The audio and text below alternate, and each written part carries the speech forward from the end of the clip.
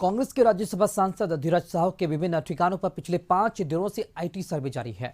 सूत्रों के मुताबिक रांची में उनके आवास से 3 कैश से भरा बैग मिला, जिसे लेकर आईटी की टीम रवाना हुई। बताया जा रहा है कि अब तक उनके ठिकानों से 300 करोड़ से ज्यादा कैश मिले हैं। इसके साथ ही जमीन के कागजात और ज्वेलरी भी मिलने की बात सामने आई है। आईटी की टीम हर एंगल से इस बिंदु पर जांच कर रही है। यह नहीं, बुलांगीर में कंपनी के मैनेजर के घर से 20 बैग कैश मिले हैं। कंप्यूटर डिवाइस की जांच के लिए हैदराबाद से 20 एक्सपर्ट बुलाए गए हैं। शराब कंपनी से जब्त डिजिटल डिवाइस की जांच शुरू कर दी गई है।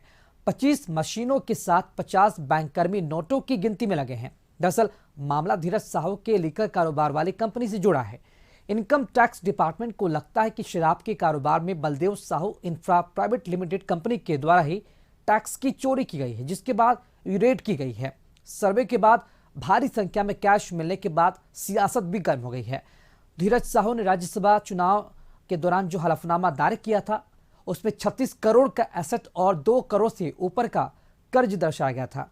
अब आईटी जांच के बाद यह खुलासा होगा कि क्या वाकई धीरज साहू कर्ज में थे या नहीं।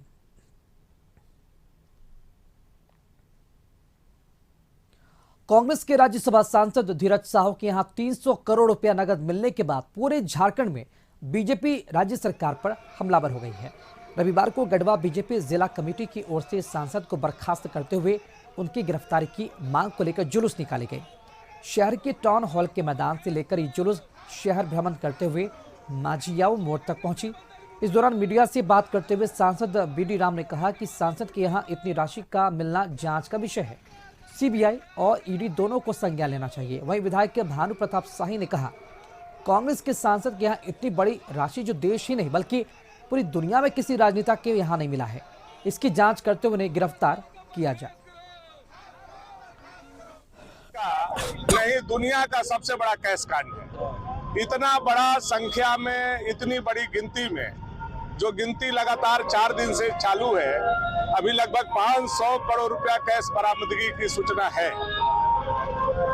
इतना बड़ा विश्व का कैश कांड का जांच होना चाहिए। यह पैसा किसका है, इसका सीबीआई जांच होना चाहिए, ईडी के द्वारा जांच होना चाहिए। ये 300 करोड़ की राशि कोई छोटी मोटी राशि तो है नहीं जिसको कि कोई एक्सप्लेन कर दे कि मुझे मेरे व्यवसाय से ये आमदनी हुई है।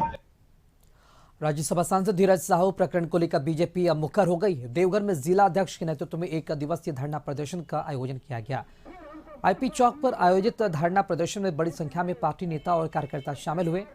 इस दौरान बीजेपी के नेताओं ने कहा कि जब तक धीरज साहू पर विधि सम्मत कार्रवाई नहीं होती है, तब तक बीजेपी की ओर से लगातार आंदोलन जारी रहेगा। इस दौरान बीजेपी विधायक नारायण दास ने कहा कि कांग्रेस देश के लिए एक समस्या बन चुकी है, इस पर जनता सबक सिखाने के मूड में है। झारखंड सरकार ने भी लूट का तांडव मचाया है। जिस प्रकार उनके सहयोगी दलों के पास भी अवैध संपत्ति है और जिस प्रकार झारखंड और देश को शर्मसार करने का काम किया है, अब वो दिन दूर नहीं जब देश की जनता सामने आएगी और कांग्रेस का सुपड़ा साफ करेगी और कांग्रेस को इसका जवाब देना पड़ेगा कि इतनी धनराशि कहां से। कांग्रेस के राज्यसभा सांसद धीरज साहू प्रकरण को लेकर बीजेपी मुखर हो गई है और इसे लेकर रविवार को पाकुड़ बीजेपी कार्यालय में प्रेस कॉन्फ्रेंस का आयोजन किया गया। इस दौरान राजमहल विधायक अनंत ओझा ने राज्यसभा सांसद धीरज साहू पर जमकर निशाना साधा। साथ ही सत्ता संरक्षण में चल रहे खनिज संपदा की लूट को लेकर भी प्रदेश सरकार पर जमकर हमला बोला। उन्होंने कहा कि कुछ पत्थर व्यवसायियों ने सत्ता के संरक्षण में करोड़ों का साम्राज्य बनाया है, उन पर ही बीजेपी एजेंसियों से जांच की मांग करती है। माध्यम से ये खनिज संपदा की लूट की बातें सामने आ रही है। यह निश्चित रूप से सत्ता संरक्षण में चलने वाले भ्रष्टाचार का नायाब नमूना है और जिस प्रकार से लगातार जांच एजेंसियां इस काले कारनामे को संथाल पड़ना में, साहेबगंज जिला में, पाकुड़ जिला में जो खनन के क्षेत्र में जो घपले घोटाले हुए हैं, इसके कारण से झारखंड बदनाम हुआ है, उसके बावजूद भी सत्ता संरक्षण में ये भ्रष्टाचार को मामले को लेकर के हम लोग निश्चित रूप से सड़क से लेकर के